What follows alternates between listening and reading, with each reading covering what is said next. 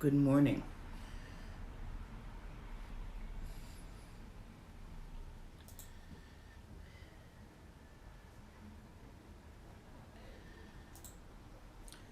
Today, I promised you real Zogchen.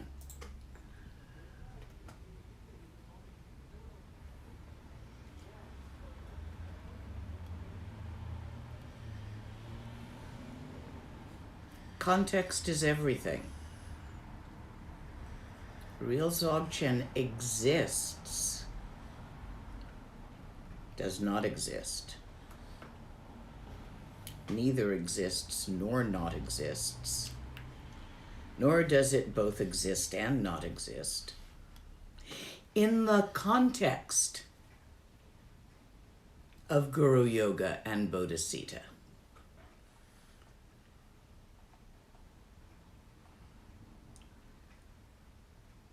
Those are not two different things.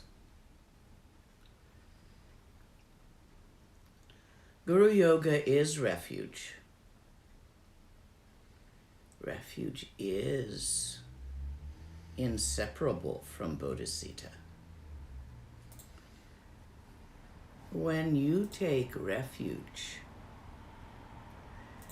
in primordial Buddhahood, Kuntu Zangpo, Kuntu Zangmo, Chuku Kundo Zangbo Gombo E, you are taking refuge in all Buddhas of the 4 times. This is Guru Yoga. You are taking refuge in the spiritual friend who holds the door open and shows you where to go. You are taking refuge in Buddha-ness and in all those who have seen the true nature of reality. And all those who will have seen, will see, did see, are seeing, because time and space, which are totally interwoven, are a construct of mind, like all phenomena. Functional around here, but no more really real than anything else. In that context, your teacher and all teachers of the lineage, Nurji Sempa Garab Dorji Dang, Shiri Singi Bardu Shin Lapdi, Dedang Mabzan Tata Tusum Chi, Zogchen Jupe Lama La Solwa Deb, Ergen Pema Junela Solwa Deb. But not just one lineage, but all the lineages which point there, all the methods, all the 84,000 teachings of 84,000 Buddhas that have, will, are, and will have, beyond tense, arising in as with primordial Buddhahood, Kuntu Zangpo, Kuntu Zangmo, Dorji Chang Chitilom Narudang, Marpa Mila Gompo Tsatsapa, Na Pupadang Balden Drupa Sok, Kargyu Lama Namla Solwa Deb, O Chen Lama Namla Solwa deb. Dzogchen lama namla solwa deb. Kaginwadi lama namla solwa deb. Shakya lama namla solwa deb. Yondrundang nyendu lama namla solwa deb.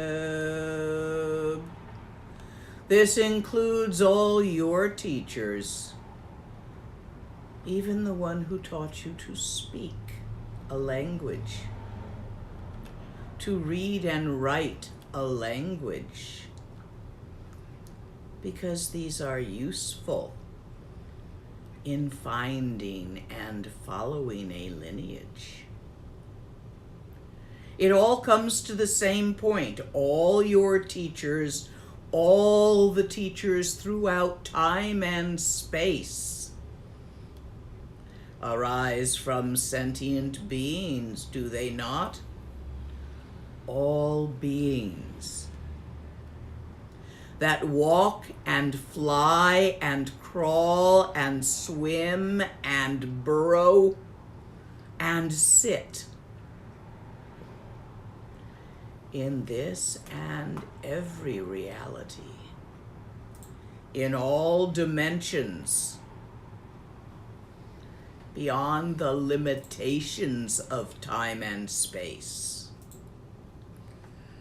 Somewhen in the infinite now, which is this now, right here and now, and everywhere and every when, all beings recognize, actualize their innate, natural state of Buddhahood. Pal kondu zhongdang yerme pa gon garab dorji jin trag pa jtidang nisume pai pa lamanam chetenter chong. The love you feel for your parents, for your teachers, all beings are not other than your parents and your teachers. Every one of them, the fleas that bug you, the lice in your hair, the mice in your walls, the cockroaches under your cabinets, the birds in the yard, the fish in the sea,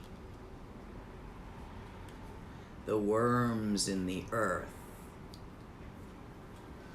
All of these have been, will have been, are your parents, your teachers, your lovers, your babies. Knowing this unequivocally without question, this context of Guru Yoga and Bodhisattva exists, does not exist, neither exists nor not exists, both exists and not exists, none of these as completion stage Zogchen. It simply is.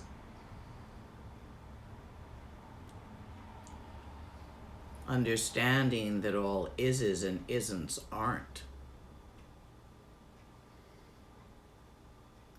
All the teeny tiny itty bitty nows. They're the same now this now.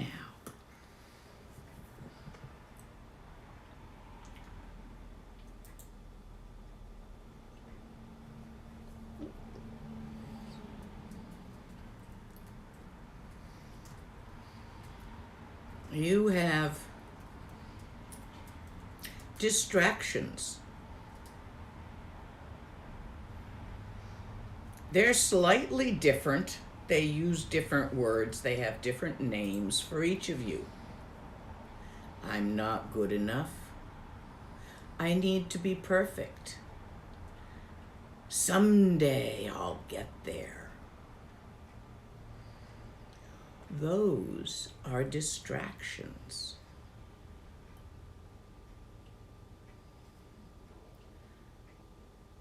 Path of accumulation involves doing.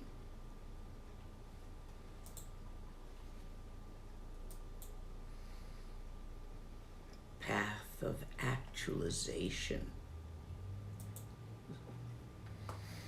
Trackless path across the sky exists only in each and every now. Not to be acquired, not to be attained, not to be worked up to, not to become good enough for.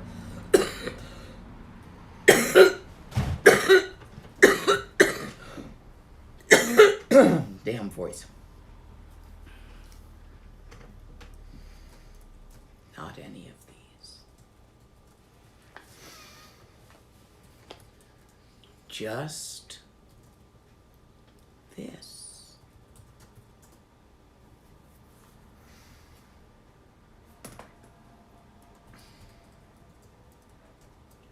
Utterly simple.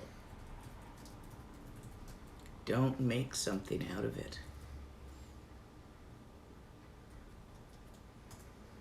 Stop trying. Relax.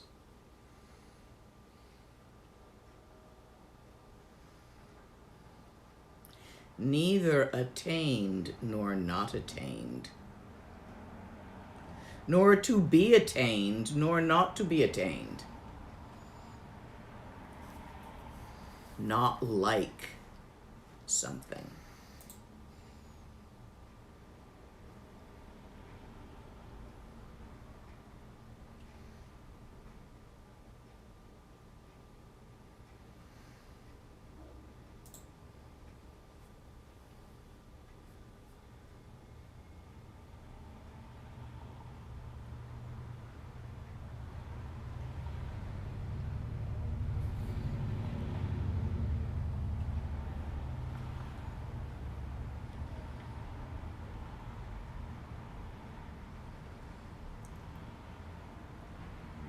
All form is not separate from this. Consider this with your perceptions, your thoughts, and your feelings.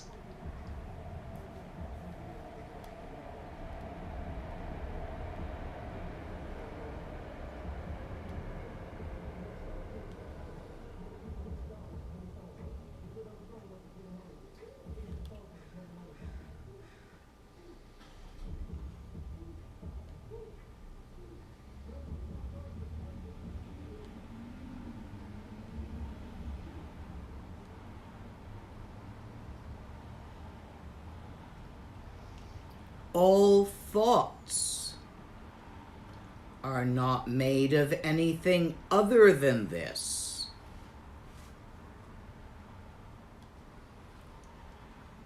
Consider this with your perceptions, your thoughts, and your feelings.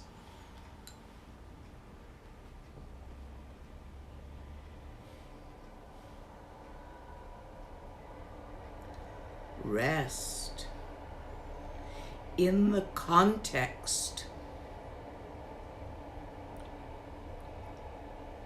of Bodhisattva, of Guru Yoga, they're the same thing.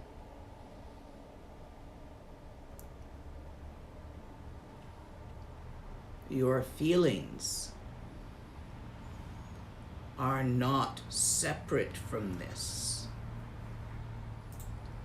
Consider this with your perceptions, your thoughts, your feelings.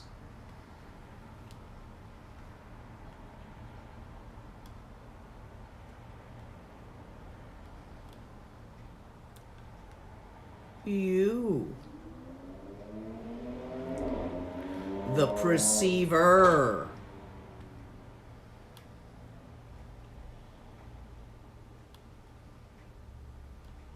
the one who sees, hears, smells, tastes, feels.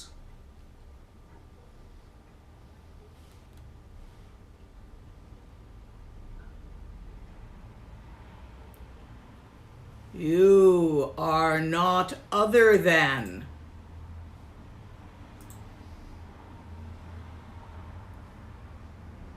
what you see, what you hear, what you smell, what you taste, what you feel.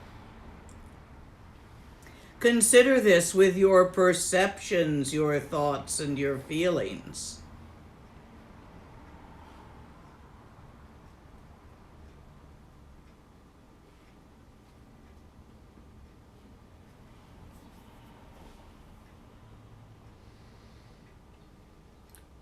You, the thinker of your thoughts,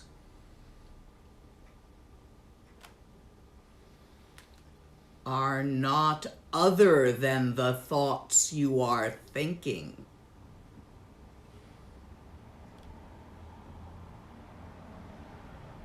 Consider this with your perceptions, thoughts, and feelings.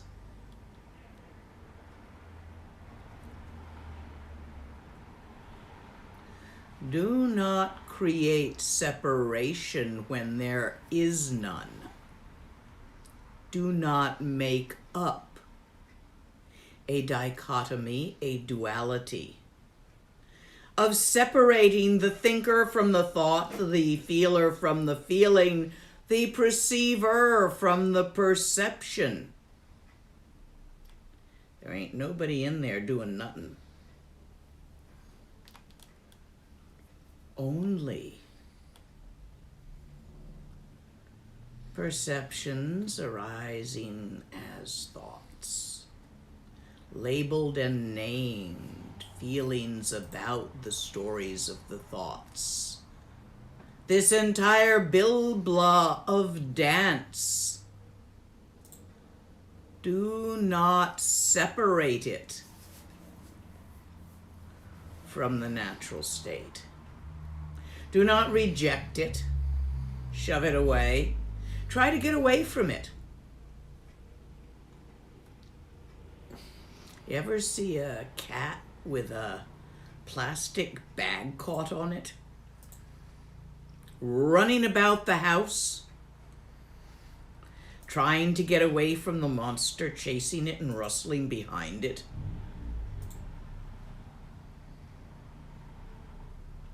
Dharma practitioners.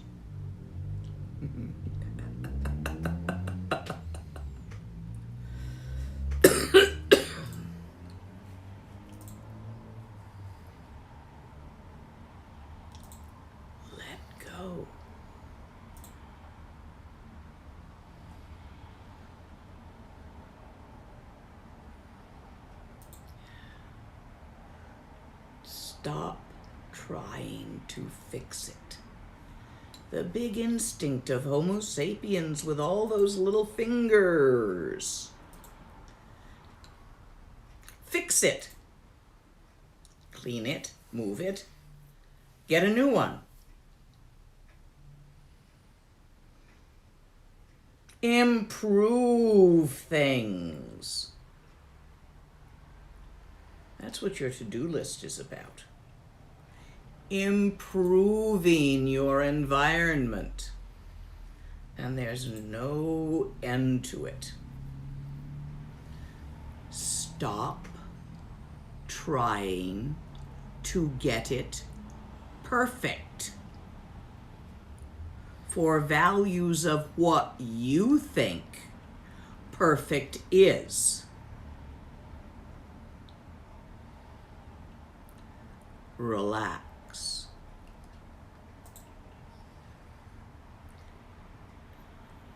Let go of your assumptions of better and worse, improvement and disimprovement.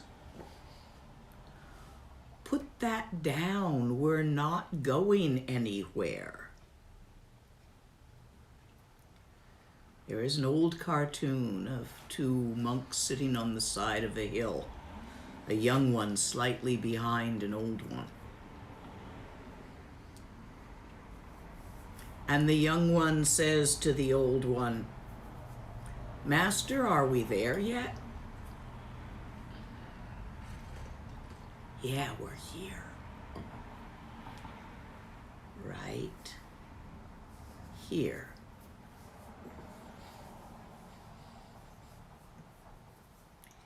Let go. For just a little while, stop trying to fix yourself and your environment.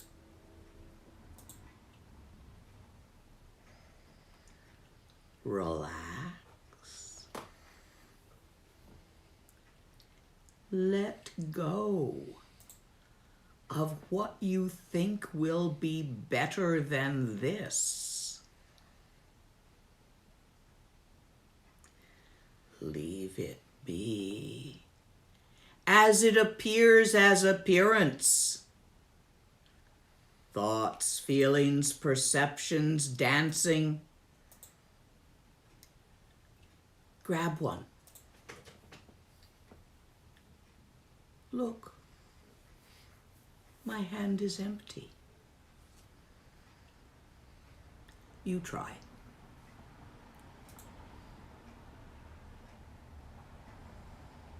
Not made of anything. Not going anywhere. Leave them be.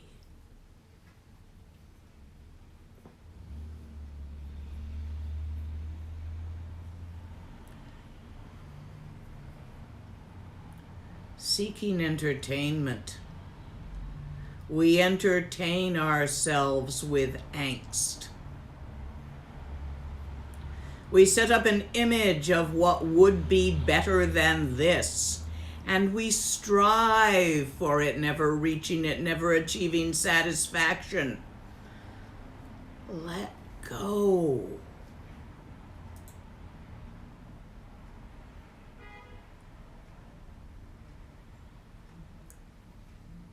Just let go.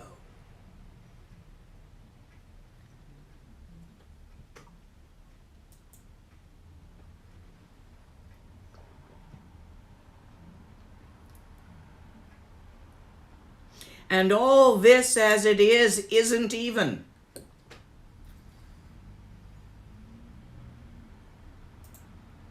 Do you feel pity for the bird that fell from the sky in your dream last night? Were you that bird?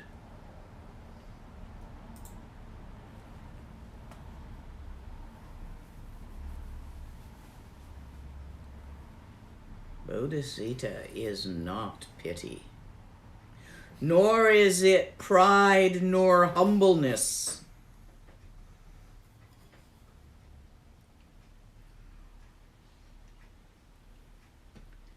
It is not even certainty. It is unshakable because it is unborn and undying. It does not come and go. It is continuously moving, dancing, and yet no thing moves. May I have more coffee? Of course.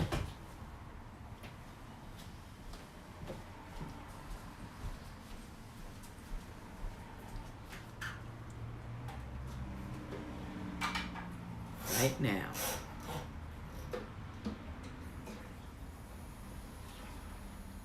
In this now. Don't do anything. Not even sit there.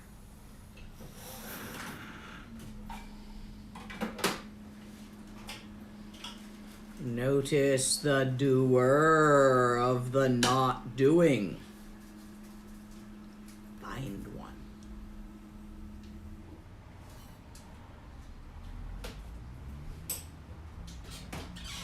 Gaze into your own eyes. There's no one in there.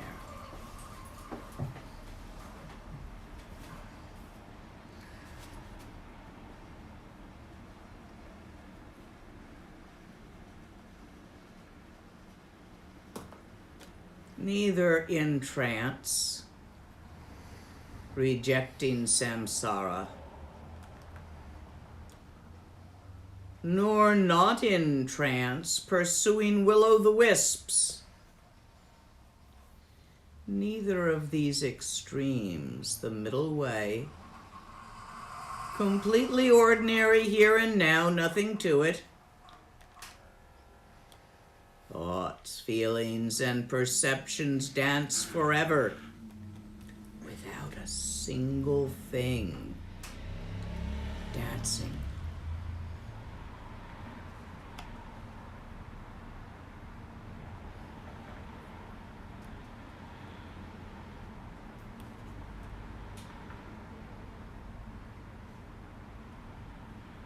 Relax.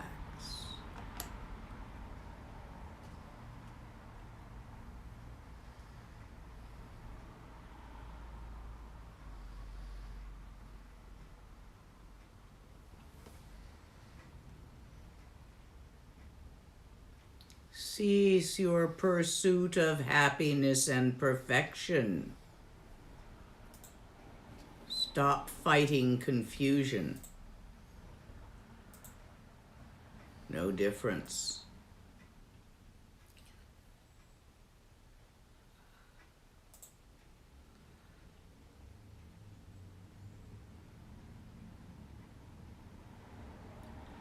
Beyond words and deeds, in the ineffable now of this now, here and now,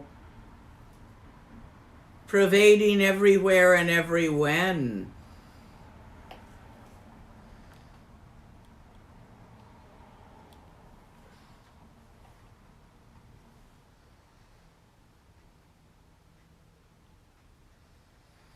Alive.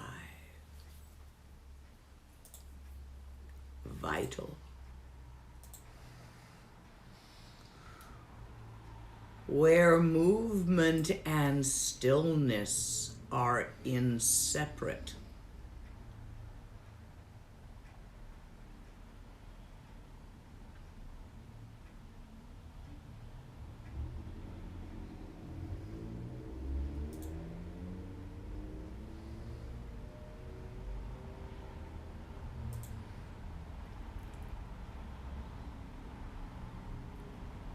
Just this, and it ain't nothing special. Completely ordinary.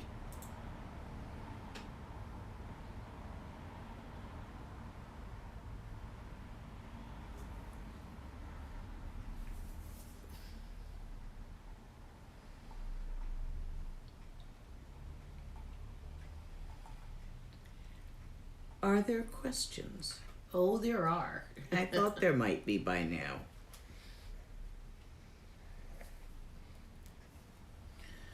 Okay.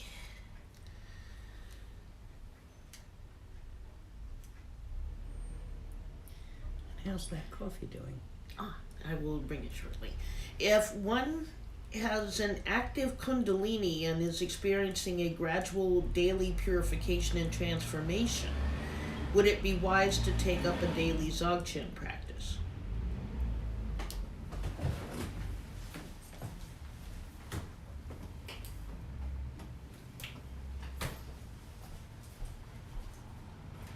In the context of pure Dzogchen, there is no such thing as taking up a Dzogchen practice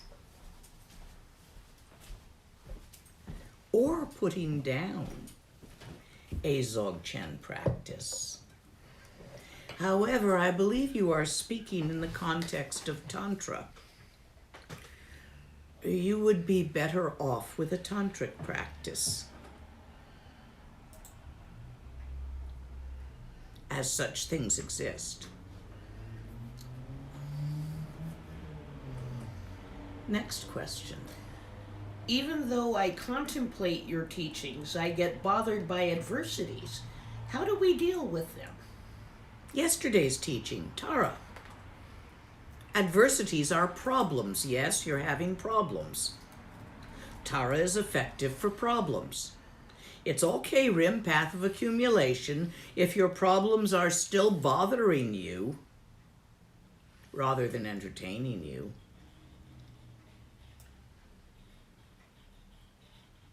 If you feel bothered by them, and that feeling bothers you, Tara, ever so simple. From the context of pure Dzogchen, it's all ever so simple. Next question. If anger dissipates under awareness, does happiness do too? Yup. You see, you are trapped in wanting your anger to dissipate and wanting to acquire your happiness. You're doing one of them push-pull things. You will get a brief respite from anger, then it's going to push back. And you will attain a brief come-and-go experience of happiness. And then it's going to run away again. That's how the push-pull stuff works. Grab it, it runs. Run away from it, it chase you. I'm always puzzled by people who, upon experiencing fear and anxiety, run away from the thing that frightens them and causes anxiety because that just makes it worse. When I was a small child, this was brought to my attention by a friend of my mother's who suffered from agoraphobia and was afraid to leave her house alone. So she always went with someone. After a while, she became afraid to leave her house at all. So she didn't. After a time, only her bedroom felt safe. So she remained in there and people visited her there.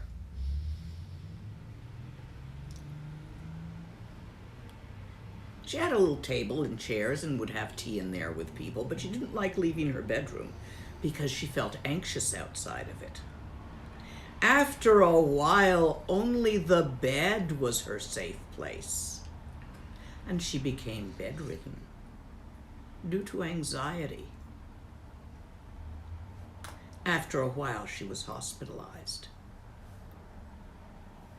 I watched this happen over a period of a year or two. As a child, I was good friends with her daughter, the same age as me, Amy. We must have been 8, 9, 10, that age. I had the hots for Amy. I think it was mutual, but hard to say in those days, in those times. But I watched this happen, and it pointed out to me clearly, along with a few other experiences, that running from things that scare you doesn't work.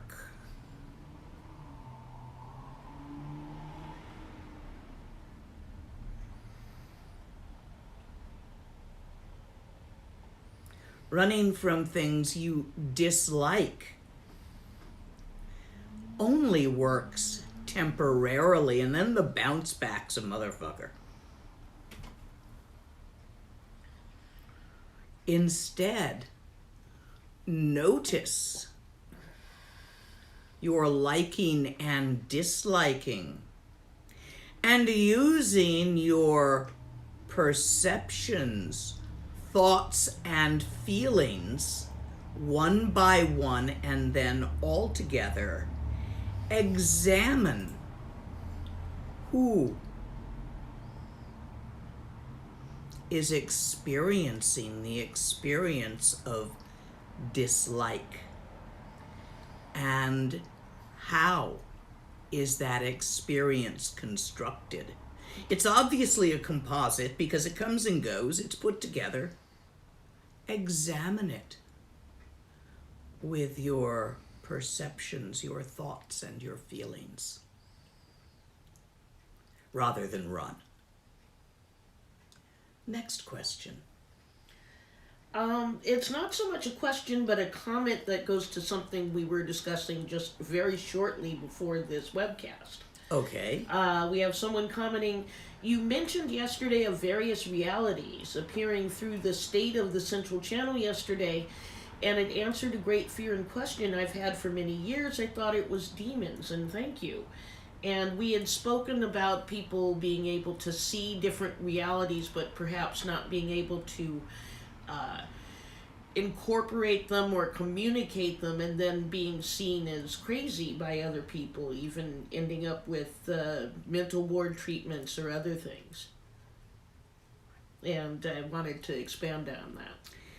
My first teacher, my refuge teacher, Lama Lena, when the subject of whether or not there really was a real reality, whether there was one reality or two realities, a made-up reality and a real reality, this is all Madhyamika.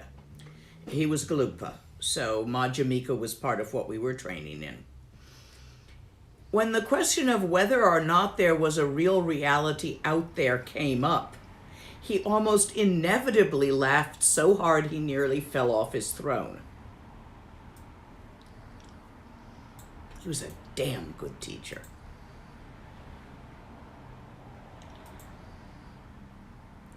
Every single individual entity, that's in quotes because those aren't real either,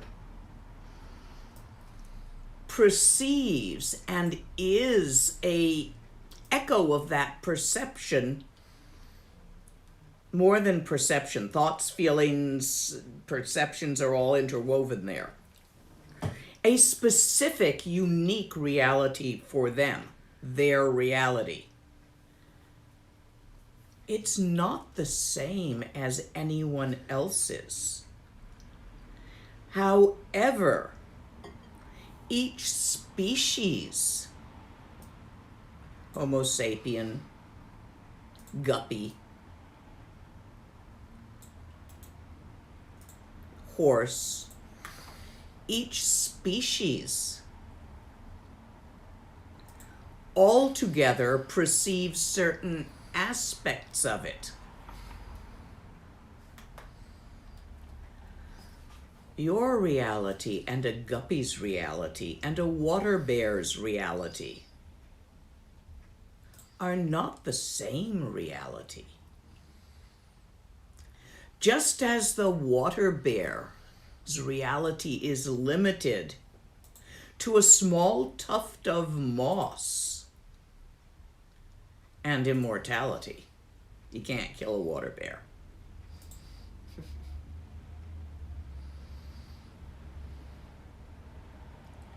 your reality is limited to certain wavelengths of light and sound, those things which do not reflect light within those wavelengths, those things which only reflect in ultraviolet or infrared, you can't see them with your eyes.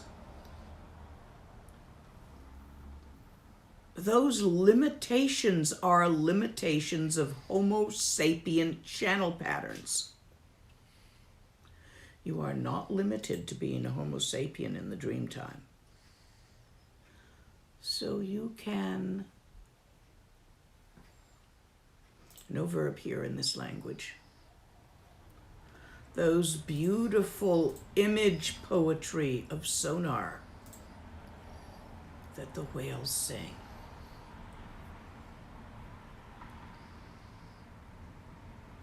And what they've got taped and stepped down to our hearing range doesn't even begin.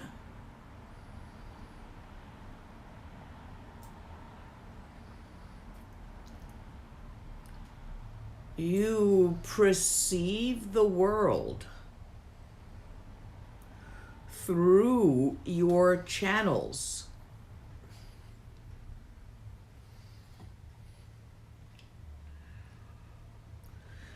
You see through the ones that come out your eyes. You hear through the ones that come out your ears. You touch from the ones that come out your skin.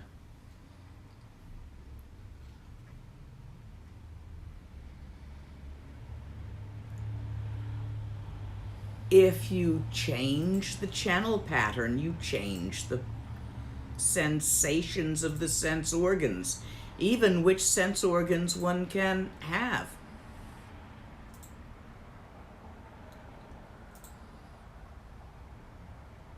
Demons, gods,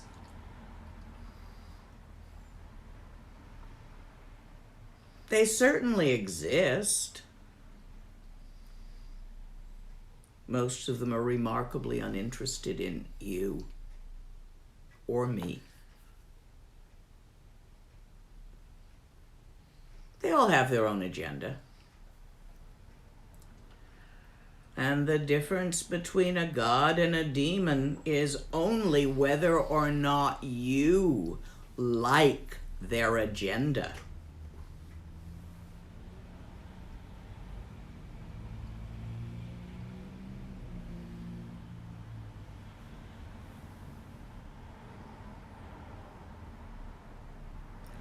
I tend to avoid involvement with them. For the most part.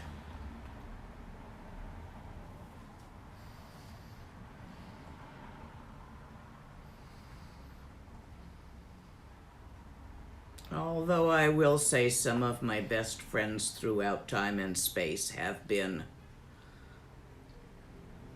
entities. I don't know if they think of themselves as gods or demons. They're just them. It's nothing special. You can't see water bears without a machine. They're too tiny. There's things that are too big, too. And things that just don't reflect the right kind of light.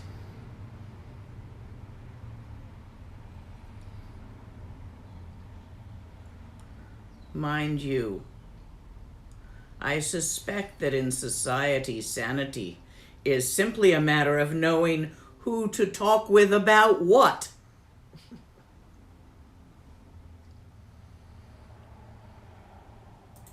I don't talk with the local shopkeeper about the things hovering around the ceiling. Why would I?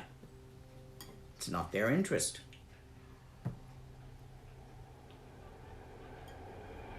They won't put you away as long as you don't frighten the horses.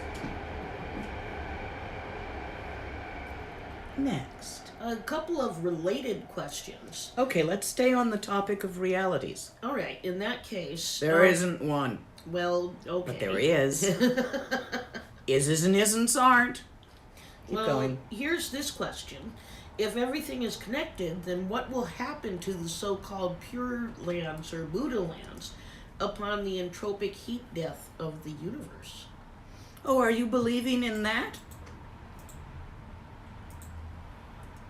That reality is the same as the Garden of Eden, the Big Bang. It's a theory. It's made of thought. What do you mean, what will happen to them? In the ancient Indian way, Brahma breathes in and creates the universe, and he exhales and destroys it. And he breathes in again and creates the universe, and he exhales and destroys it.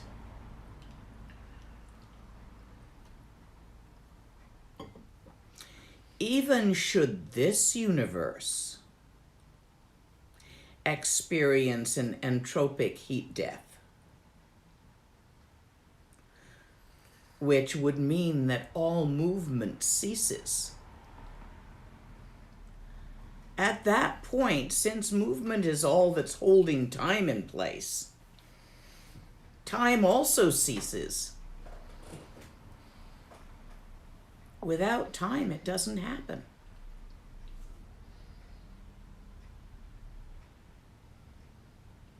Yeah, and I'm the kid who once proved that God was a blackboard eraser because he wasn't a pumpkin in my debating class in 7th grade. And one of the reasons they were pissed off at me. Next question. Is it normal that time stops?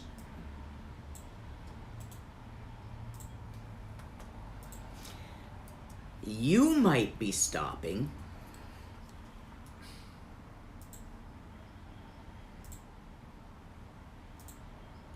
I do not know what you mean by time stops. Is it an experience you're having? A theory you subscribe to? So let them get back to me on those answers. Okay. And a couple of questions about letting go.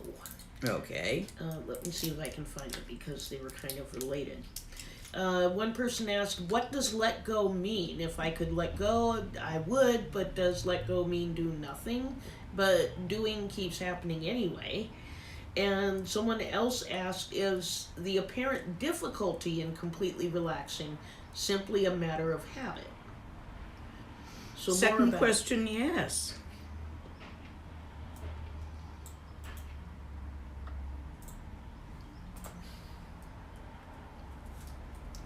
First question I'm thinking about.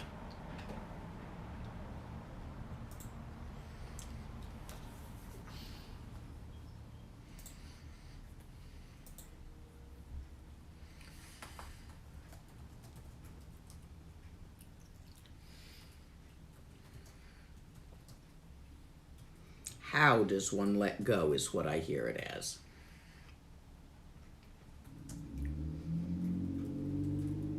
By stopping resisting. When you are, if you try to not do, you'll do a not doing. That's not doing. Allow the doings to occur. Find the doer.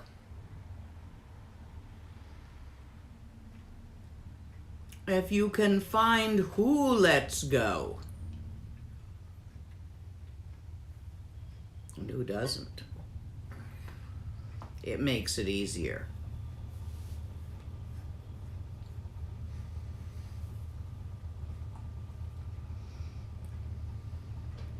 To truly not do, find the doer of the deeds. And while allowing both doing and resting, to arise. Note how the doer is formed and changed by the doing and restings, by the actions of doing and restings. Seeing that, and the web of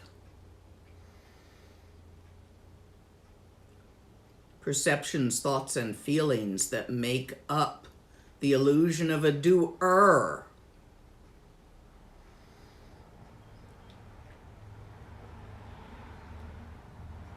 Watch how they slip and slide on each other, completely changing the doer according to the deed.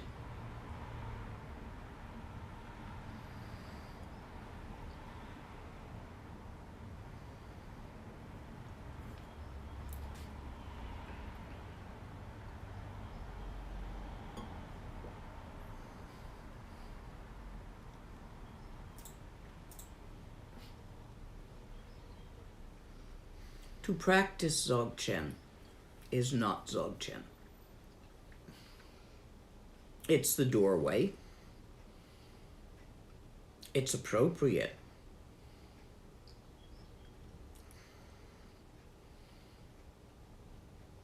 One goes through a doorway to enter a room or to exit it. The doorway into not doing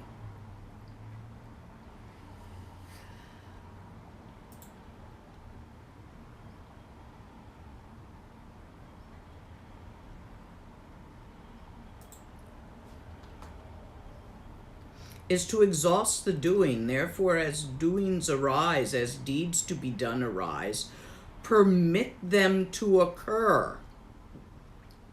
If resting arises, permit that to occur without holding preference for one or the other.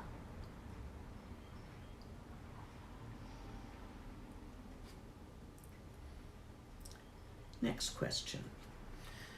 How do you tell the difference between running away from a problem and exercising common sense? Depends on the problem. There's no one answer to that for all possible problems.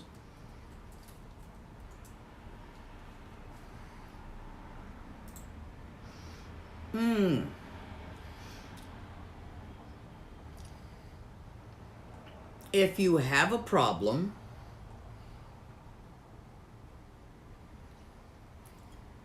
neither running away from it, ignoring it, or running towards it are always the answer. It really depends on the problem. Your problem appears, in general, most problems appear to be outside of one.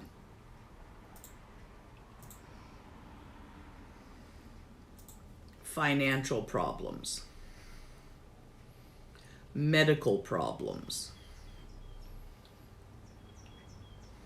interpersonal problems.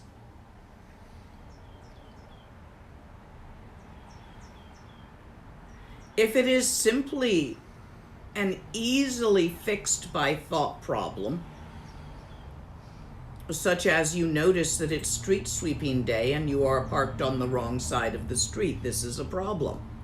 Go move the car. Now it's not a problem.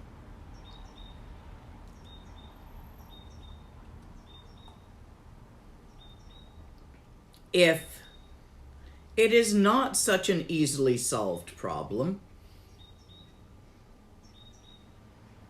let it sit for a day or so and see if a solution arises.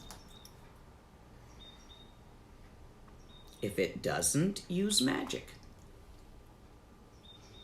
Or Zogchen, let it be a problem. What is the word problem referring to? Something you don't like. I don't like this, but I do like this. This is not equanimity. This is chasing and running from.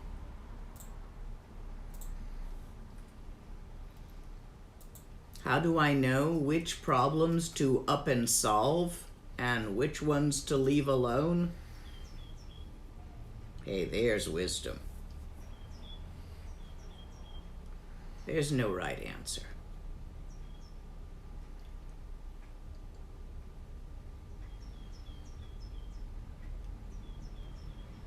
You will solve the ones you do solve. And you will not solve the ones you don't solve. The solver is not other than the problem. Interwoven, interconnected, all things.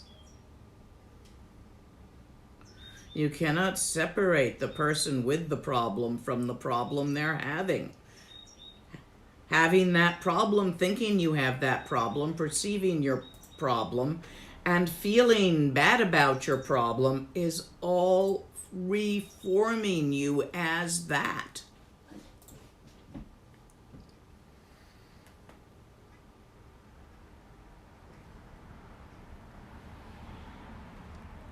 So you relax.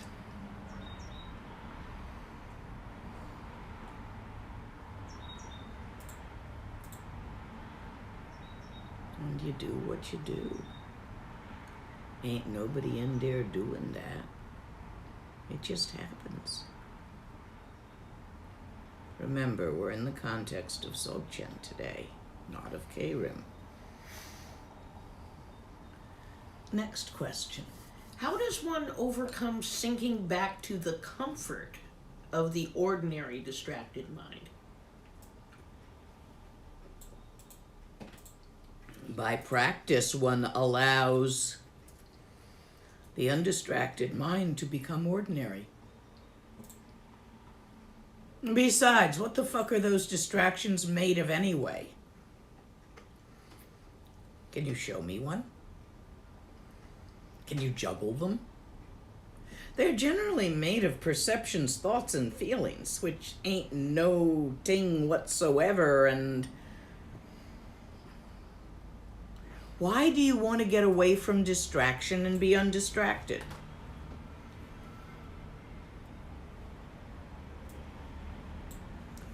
You're trying to improve yourself. K-Rim. Path of accomplishment. You're asking me how to accomplish not being distracted. Wrong question. The question is how to take the distractions the same as the non-distraction. Being distracted. Not being distracted. Being distracted. Not being distracted. Nothing moved.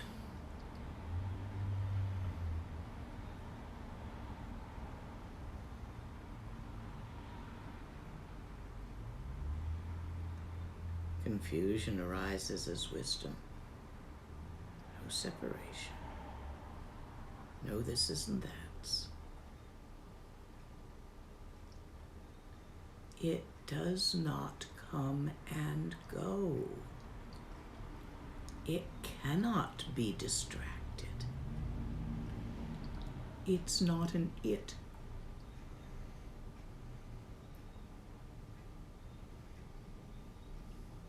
It's there whether you're thinking about it or not. It's there whether you're perceiving it or not. It's there if you can feel it or not. So why have a preference for thinking about it, perceiving it, or feeling it, since that does not affect it one whit?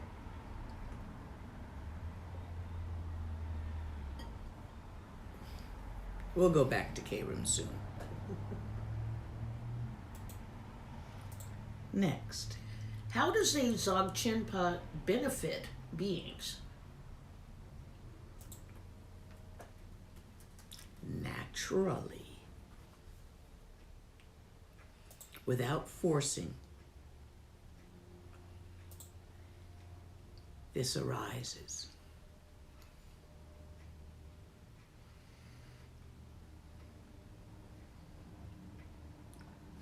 It is very hard to actually benefit a being on purpose. For in every attempt, there is what you think, perceive, or feel would be of benefit to that being.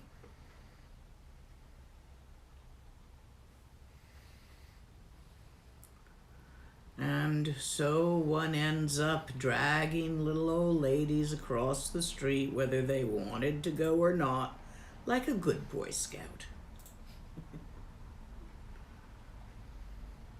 In Zogchen, that's not necessary. Next. Why are we even here in the context of pure Dzogchen? Why were we born in ignorance in this realm? There's no word in Tibetan for why.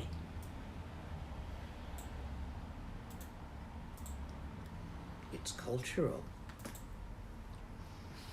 In Tibetan, you can say kare. For what reason did you go to town yesterday? I went to buy vegetables. I went to go to the post office. You can say that, but you cannot say, why is there a sky? What makes you think there's a reason? That goes together with somebody's steering the ship, and things happen the way they're supposed to. Not really. They happen the way they happen. Sometimes you like it, sometimes you don't like it. Both liking and don't liking are feelings made of the same thing as all the other feelings. Let them be.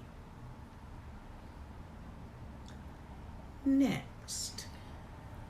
What was the long story about Rinpoche that you wanted us to ask you about from the end of an earlier session?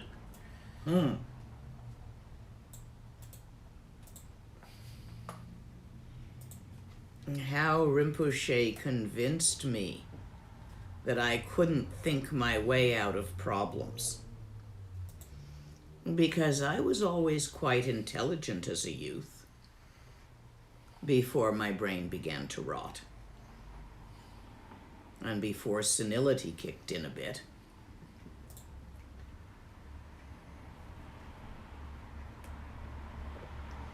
And I believed that I was smart enough to think my way out of anything. And I had just built my new little cave, way up on the top behind, not near any other caves. I wanted the solitude there. The cave Rinpoche had lent me had been in an area with many, many caves, so it was always lots of people around. Well, 2 or 3 yogis sometimes. It felt like lots of people. I'm kind of reclusive. So I built my new little cave, and I built it in such a way that no one but me fit inside it at once. It contained a gom tree, meditation seat, and a stove that I could reach from the gom tree, wood fire. and an altar that I could reach from the gum tree, and a couple of pots and pans hanging on that wall, and a window right there in front of the gum tree. Big window, no screens or anything, or glass, just a wooden shutter that opened. And a door over there, and it was about this high. I could reach both walls. So I couldn't have guests in it. It was too small, nobody else would fit in. I had to sit outside on the stoop. Or I'd come outside and visit with people. Then I could go inside when I was done with them. And they couldn't follow me.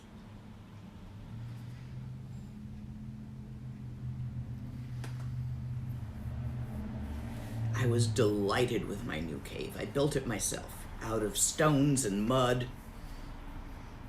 Made the fireplace. Another yogini who lived up there, Lama, who I believe just recently died. She was older than me. She was in her 30s then. To my early 20s. Showed me how to build that, and then I added a stovepipe, having researched them. You know, we didn't have internet then. I'd actually gotten to a library in Delhi and looked up stovepipes, and gotten someone in the West to look it up for me in a Western library and send me the plans and how it worked in a letter. That's how we did things then. So I had a stovepipe, meaning my cave was not full of smoke. The smoke went out. And it was fairly dry, although mushrooms did grow under my gum tree in monsoon time, but monsoon is monsoon. Nothing's dry in monsoon. So there I was, ecstatic in my tiny little cave with all my privacy. And one night, something, and now here was my problem, I didn't know what it was. I did not know if this was a man or a demon. It was skinny and black. That could be a person or a demon. It had long claws. That could be a person who hadn't been cutting their fingernails. Scraggly teeth. Yeah, could be either one. Red eyes. Yeah, could be either one. It came by and it wanted to have sex with me. I was not attracted to it, whatever it was. So I told it to fuck off. It did not. It scrabbled on my door. I used to sleep with my door and window open. I closed my door and window because it kept trying to get in. And it scrabbled all night on my door and kept me awake. So the next day, in the daytime, I went down to Rinpoche and I said, there is something trying to have sex with me up there. Then there was a small pause while Rinpoche had to stop laughing. He thought it was the funniest thing he'd heard. I said, I do not know if it's a man or a demon. If it's a demon, well, there are certain ceremonies I know how to do that'll deal with that. And if it's a man, I'll punch it in the gut and it'll go away. But I need to know which. How can I tell? Rinpoche fell off his throne laughing again.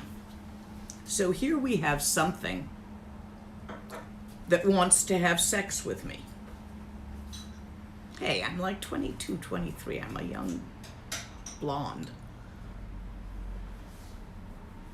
Skinny. Lots of things wanted to have sex with me in those days. Some of them I was attracted to, but this one I wasn't. I did not want to have sex with it. I'm very stubborn. Rinpoche finally, when he stopped laughing at the story, said, I don't know if that's a man or a demon. Sorry, can't help you there. Of course, you could behave like a girl and move down near other people. Most women are afraid to live alone up there. He knew my buttons. I don't behave like a girl. Ever. And that was really firm as a stubborn belief system in those days. Staunch feminist. Ain't gonna do that. So that was out of the picture for me. So for the next few nights, this thing is coming, scrabbling around my cave, and I'm not getting enough sleep. Now, admittedly, I have been raped a couple of times in my life prior to then. So there may be a little PTSD involved in this. Hard to say. But I'm not relaxing enough to sleep. And every day I'm down to Rinpoche, my teacher, and Lama Kunzeng, my other teacher, and Lamke, and some offer to stay with me and guard me and sleep in sleeping bags. No, that's girl thing.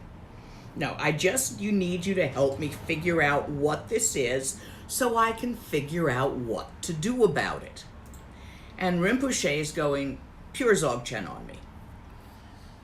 Every time I ask him for a teaching to help with this, he just gives me pure Zogchen. Okay, sit in Trekcha. Well, I did learn one very interesting thing. When a woman is sitting in Trekcha in full lotus, although she can be bothered, she can't be raped.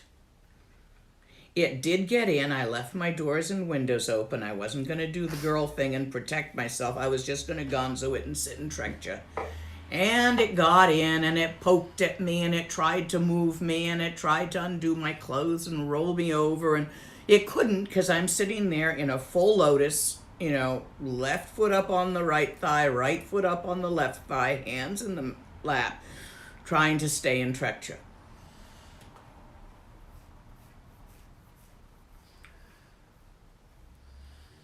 Hard. I wasn't relaxed enough to be terribly successful in that moment. Finally, it must have been a week without sleep. I'm getting grouchy. I'm making mistakes in Rinpoche's letters. All my other things I do in the daytime for Rinpoche. And I'm kind of a mess through lack of sleep for about 10 days. Rinpoche finally takes pity on me. Okay, you're not getting Dzogchen. Let's go back a step. I'm going to give you a Yidam practice. I'm going to give you my Yidam. Purba. So he taught me Purba. And the rest of the day I remained in the sadhana. And that night I remained in the sadhana and it didn't come. I remained awake in the sadhana. And the next night, as I started to doze off from the sadhana, it turned up again.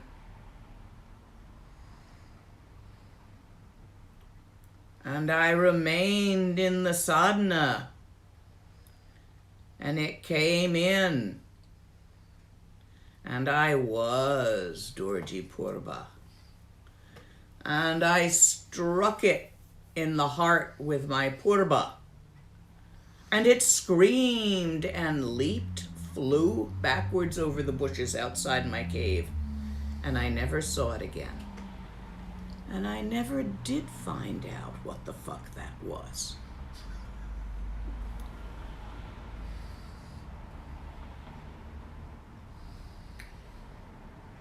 That was my Yidam retreat. Short but intense.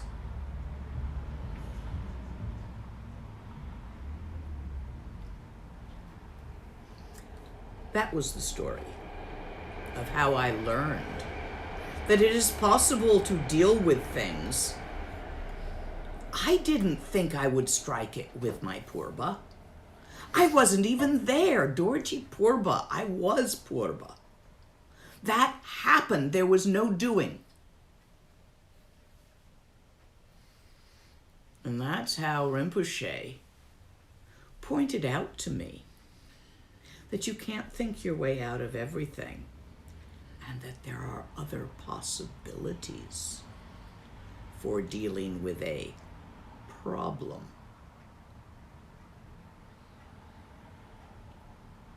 Had a damn good teacher. incredibly kind, not always nice,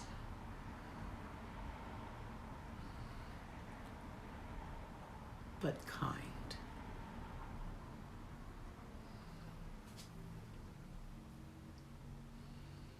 Got any questions left?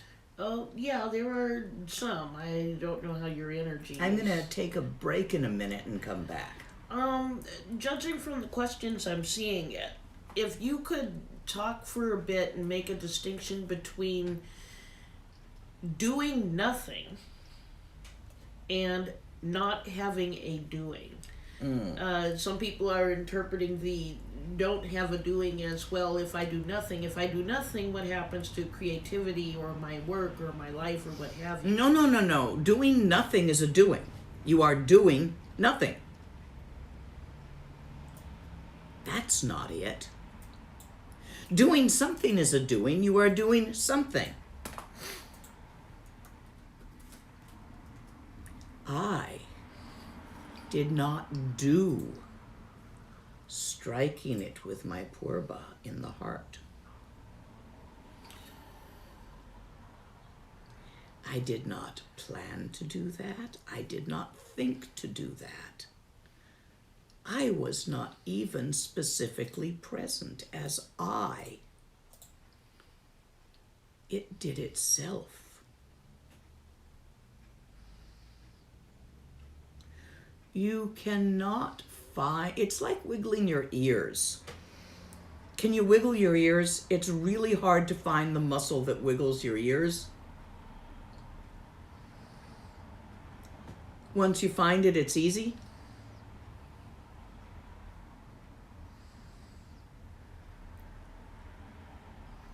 But finding it the first time's really hard. Finding the not doing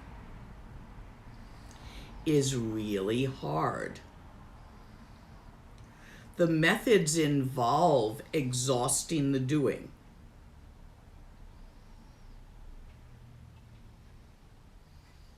The one that is mostly safe for you to attempt on your own is the burning blue Vajra. I have taught that before. It exhausts you. You can also try, for a very temporary experience of not doing, chopping a cord of wood and then doing a whole bunch of Sudoku puzzles until both your body and brain are utterly exhausted.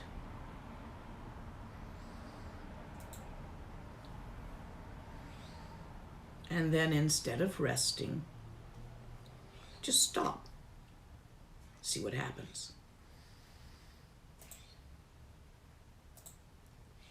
The burning blue Vajra, which is an exhausting physical position with an exhausting visualization to be done with it. Tight, as tight as you can do it, tight.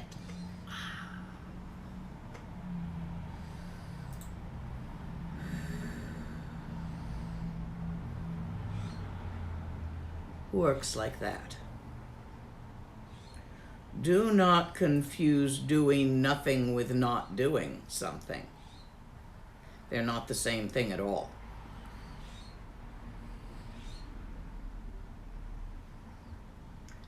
Let's take a 5-minute bathroom break, and I will come back. Okay? We've pretty much exhausted all that can be said about pure Zogchen and are moving into the circling approach, the many approaches, the pointing that come before that. So we're talking the K-rim of Dzogchen.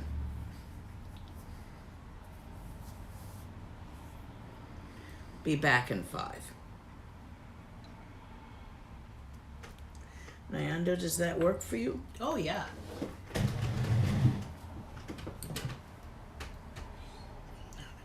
Just mustn't top over. Okay. You need more coffee, or you good? I'm good. Okay.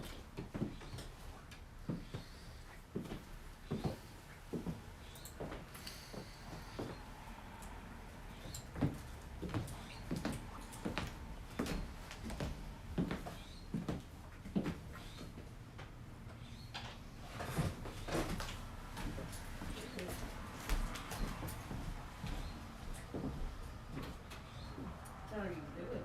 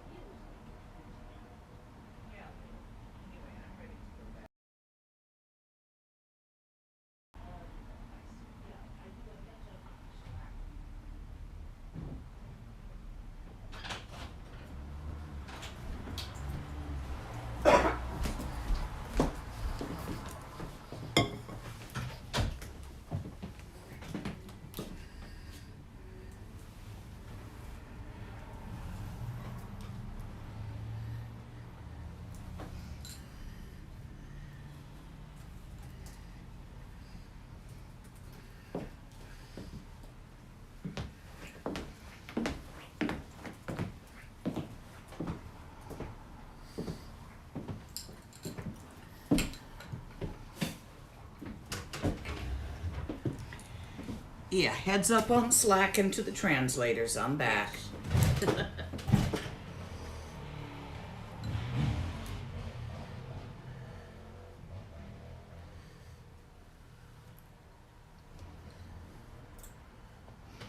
Okay, feed me the next K-Rim question. Okay. The first is, as a Dzogchen practitioner, is K-Rim necessary? Asking because I stink at it and usually give it a pass. What on earth do you think K-Rim is? K-Rim is the entire how-to. K-Rim is the body position that helps. K-Rim is how to relax. How to relax. All the doings of Dharma are K-Rim. Yes, it's necessary. You have to go from where you are to where you're going. That's K-Rim.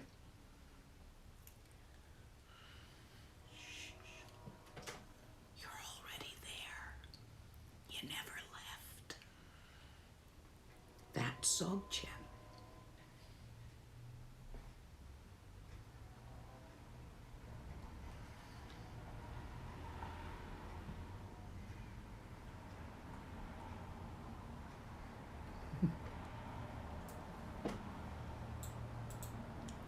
Next.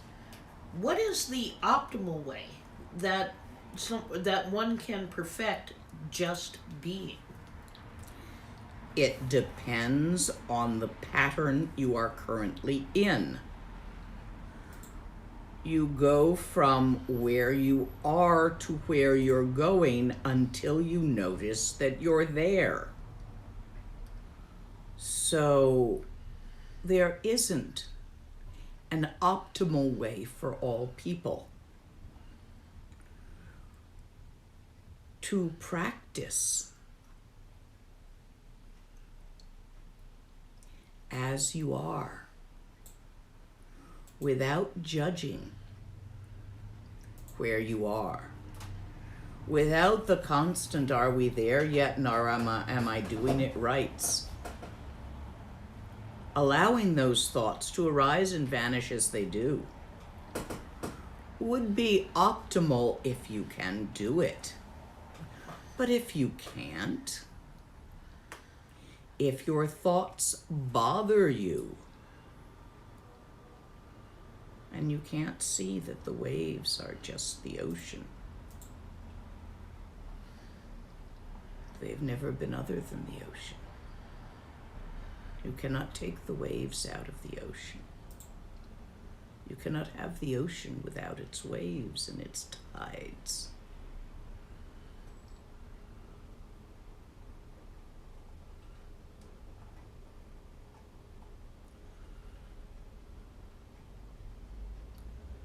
Optimal for you is a personal question. I'd have to know who you are to answer that. Where you are. What's stuck?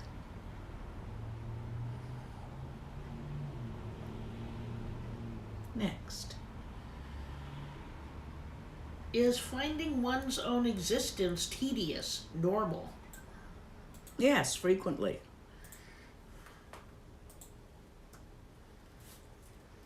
And finding it scary, and finding it fun, and finding it all sorts of feelings. Perfectly normal. Feelings are normal. Tedious, bored, is a feeling. It's made of the same thing as all the others. Not thing. And next. There was one early on. When watching thoughts during Trekcha, I do not distinguish this from discursive thinking. Please clarify the difference. Discursive thinking is when you stick them together into a thought chain, into a sentence, a belief, a tick, tick, tick, tick, tick, tick, tick, tick, tick. Nam talk. Nam are the little bitty, smaller than an atom without even the substance of an atom. Kind of like quarks.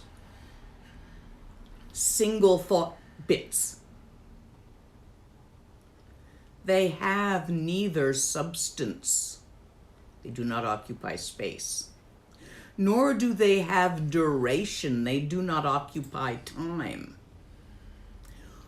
Talk is the sticky gluons that stick them together into something that makes sense.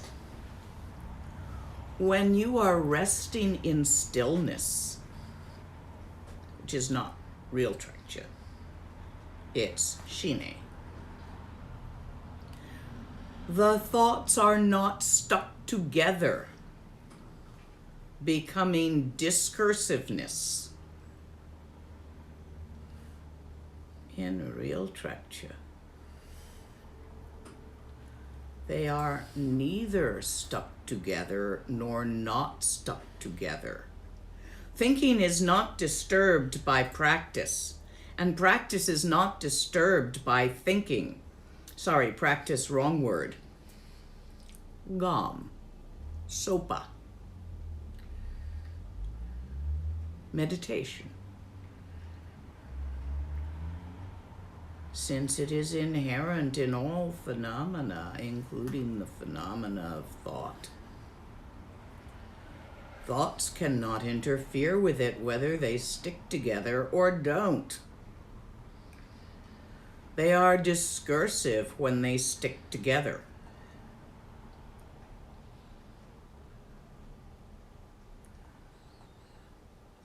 We like things to make sense, and so we stick them together. In Trekcha,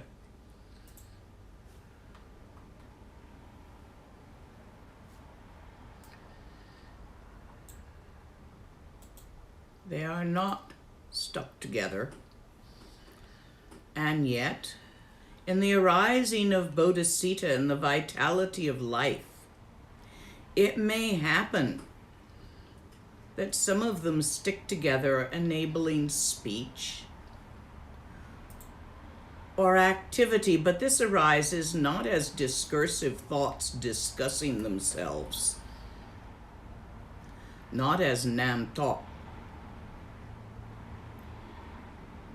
but has the innate manifestation through time and space of all Buddhas of the four times.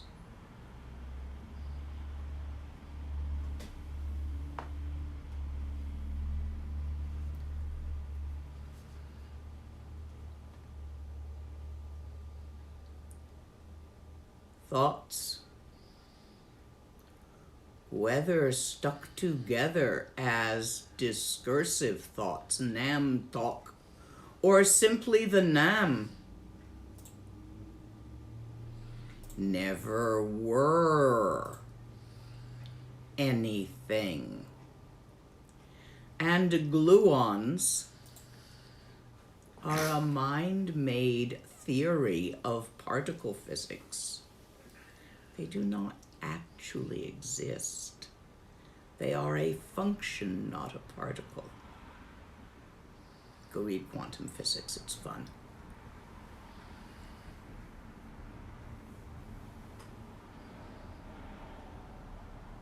Whether thinking or still, no difference. Whatever feelings arise, one taste. The perceptions are the perceiver.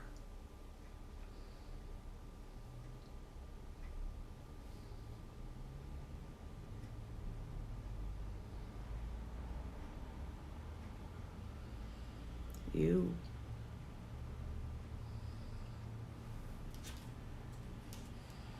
are a figment of your own imagination.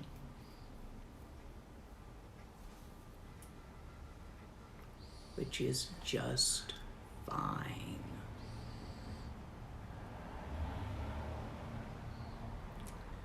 Next question.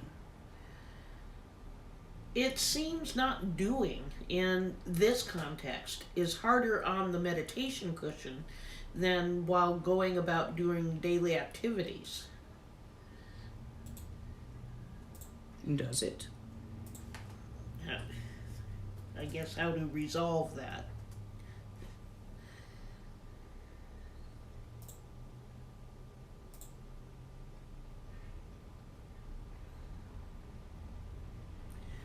If not doing is hard, you're doing it.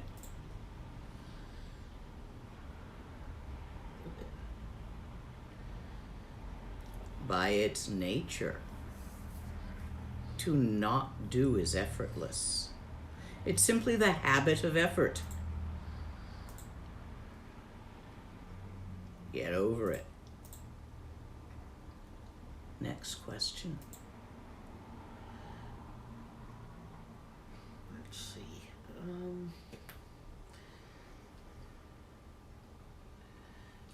Shoot, I can't find it. The question was about what is the purpose of something like Nundro or other preliminaries for something like Zogchen? Removes obscurations from the pattern that thinks it's you. Your channel pattern, your energy channels, they pick up lint, gunk, like pots hanging in the kitchen over the stove. That weird, sticky, greasy, gunky thing that adheres to them if you don't use them or wash them for a few weeks. Yeah, that stuff.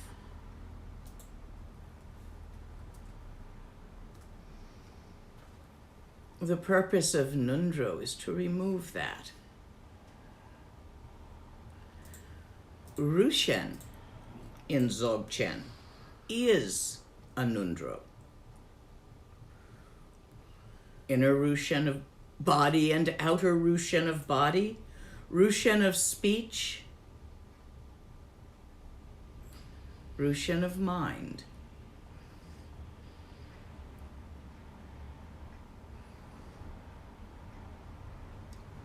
These are Zogchen Nundros. In Tantra, because of the risks of climbing that mountain, roped together with your teacher and students, if one falls, you're likely to knock everybody off. So it is generally insisted for safety reasons that Nundro be done first. In Zogchen, which lacks paradigms, one generally prescribes Rushen, bits of Nundro, this one or that one, to an individual specific to where they happen to be stuck. It is not done first, but in the process of practice.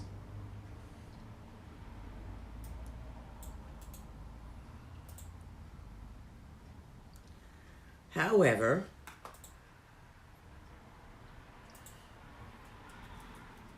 for those teachers who grew up in a monastery, and some that didn't but began practicing while young, whether practicing Dzogchen or Keirim, path of actualization or path of accumulation, an ordinary Nundro and an extraordinary Nundro are done first. That is suitable for the young. If you get a student who's coming to Dzogchen at 70, it is not always reasonable to run them through an extraordinary Nundro. They may not have time. If you get a student who's coming to you at 17, They've probably got way too much energy and hormones and stuff raging in there. Give them a nundro to do. It'll tire them out. Like that. Next. Okay. There was a question earlier about your own path to Dzogchen. How did you find it in your own life? Rinpoche had been teaching me Zogchen from the very beginning. Actually, he tried first with Mahamudra. I could not sit still enough for Shine. He ran me through a couple of nundros. No Shine. No pebble. Couldn't get it to work. So he began teaching me Zogchen. Couldn't get that to work either. But due to happenstance, circumstance, patterns, and the way they unfolded, I ended up as his translator. After some years, traveling with him all over the world and translating his teachings. Since the teachings seemed to be working on people, I must have done it well enough. But I did not truly understand what I was translating. I didn't really have the real Trekcho. Oh, I struggled and I practiced and I did this and that. But it wasn't working. Somewhere after about 20 years of traveling with him and teaching and trying, I realized I wasn't getting it. I realized I wasn't gonna get it. I gave up. I stopped trying. I accepted that I was not going to get enlightenment in this life. No gold ring from the merry-go-round. I accepted it and decided I would simply be the best translator I could for my teacher in service. And maybe in another life, in another time, in another universe, I might actually understand and transcend understanding of Zogchen.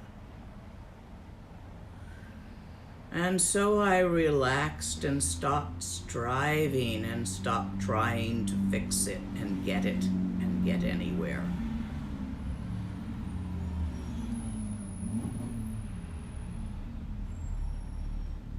And at some point, after some years, I noticed that it was everywhere, including here, and that I didn't have to get anything. Bodhisattva is the context in Guru Yoga. No separation there of Dzogchen, and without the totality of that context, you will not perceive the totality of Dzogchen. And no words that I can say to you will bring it clearer, because it is beyond all words and concepts. And all I'm really doing talking to you about it is maybe inspiring you to try harder, which won't work.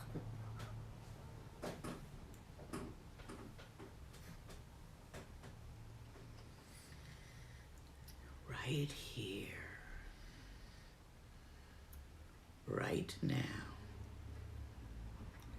in this here, this now, without progress, striving, getting somewhere or anywhere to get or anyone to get there.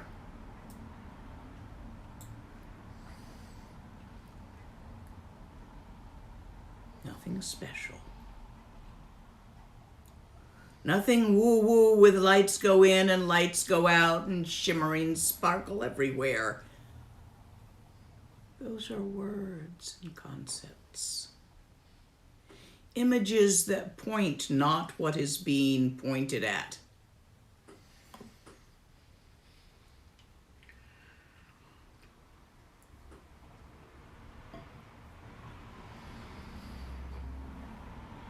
Utterly ordinary, just as it is, nothing to improve, nothing to dissolve, nothing to get, nothing to get rid of.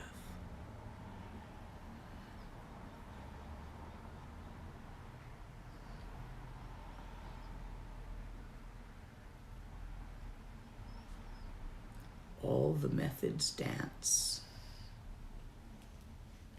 as an analogy, a symbol.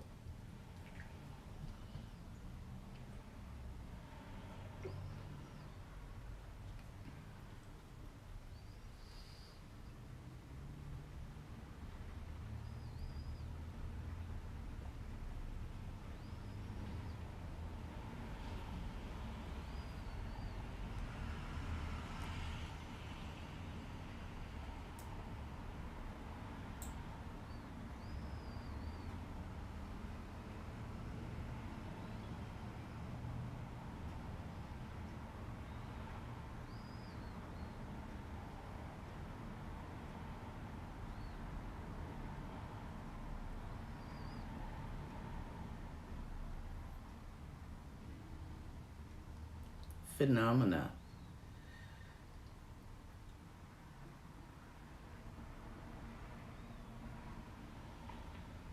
Transparent.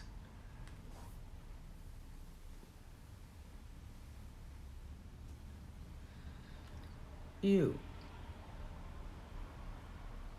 Clump of phenomena. Transparent.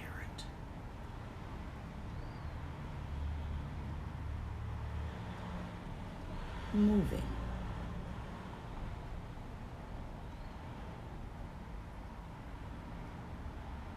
Not moving. The dichotomy of doing and not doing. Let go.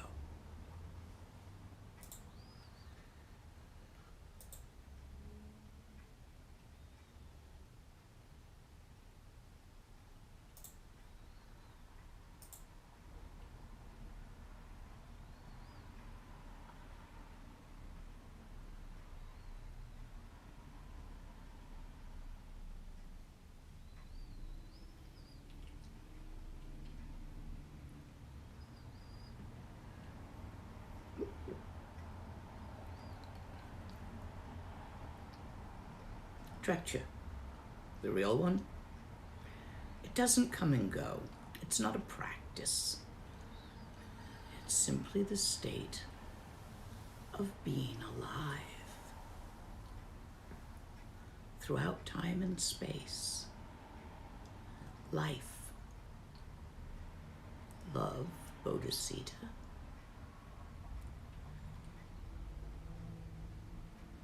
empty.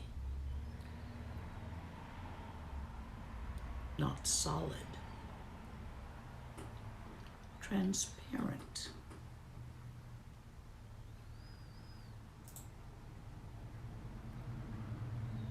confusion, wisdom, no separation.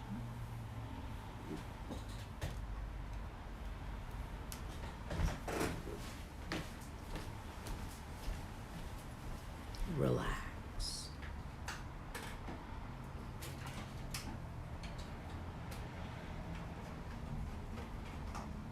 Practice Kairin, Bodhisattva and Guru Yoga. For as long as there is a doer and a done, when the indescribable, ineffable dance of phenomena is in no way other than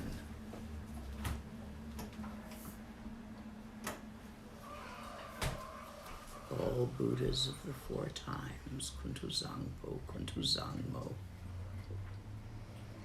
I can only name you symbols beyond the symbols.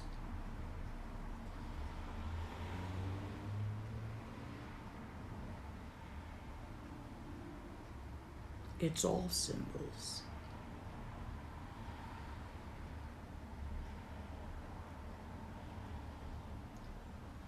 Do not look for a state of mind that would limit it. Do not call it it, for that is also a limit, and it isn't not. Where is and isn'ts aren't.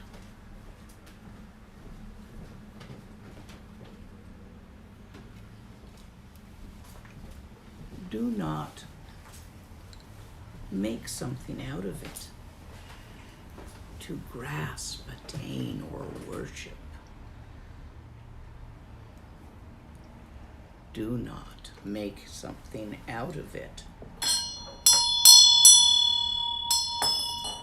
to abandon, escape from, or purify.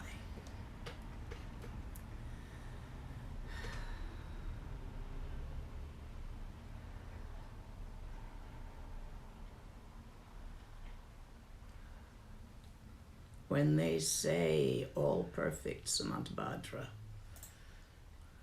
they do not mean what you think would be perfect.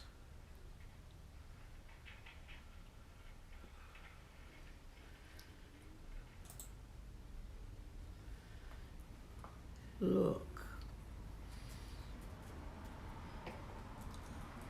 beyond the thises and that's.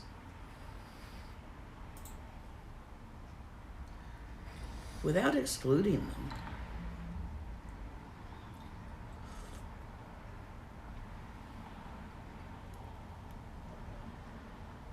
Without focusing on them.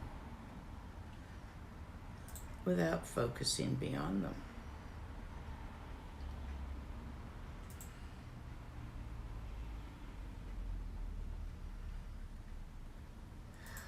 Stop chasing your tails and running from a paper bag.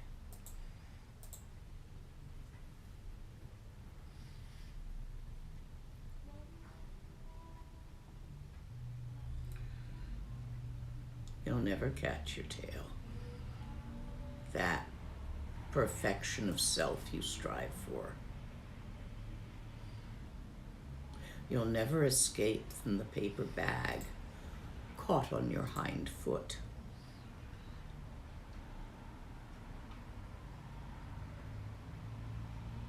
Stop running.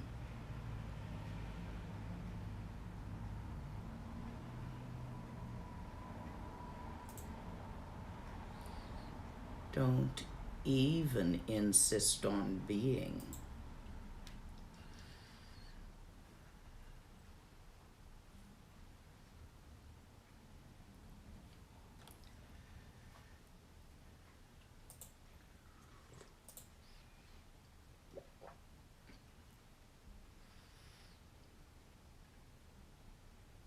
Just this.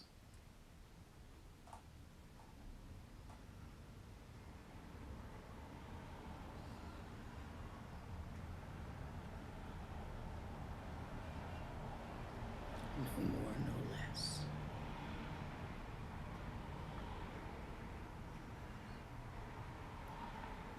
Complete in all the nows. Unborn, undying. Just this.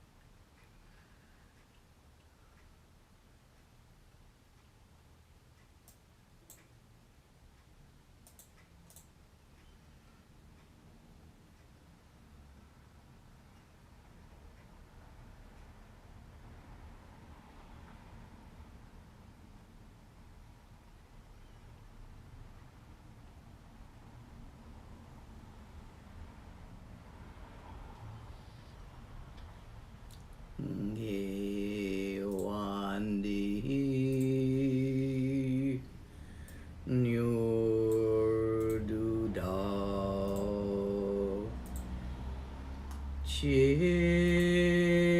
chi sala go pashug. Just this. We're all there together. Walk your path. Enjoy the walk.